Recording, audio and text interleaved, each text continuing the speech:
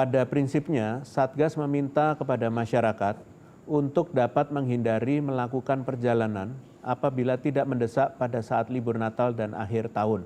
Karena perjalanan yang dilakukan tentunya sangat berisiko dan terdapat potensi tertular apabila kita sedikit saja lengah dalam mematuhi protokol kesehatan. Seperti yang sudah saya sampaikan, kita harus belajar pada pengalaman sebelumnya. Periode libur panjang yang lalu telah menunjukkan bahwa terdapat peningkatan kasus positif. Penting untuk diingat bahwa libur Natal dan akhir tahun ini juga memiliki potensi peningkatan kasus apabila pemerintah tidak mengambil kebijakan untuk mengendalikan mobilitas masyarakat.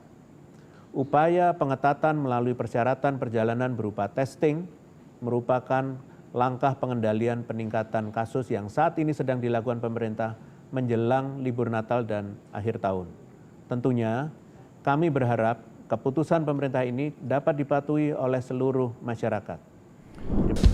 Ingat pesan ibu, pakai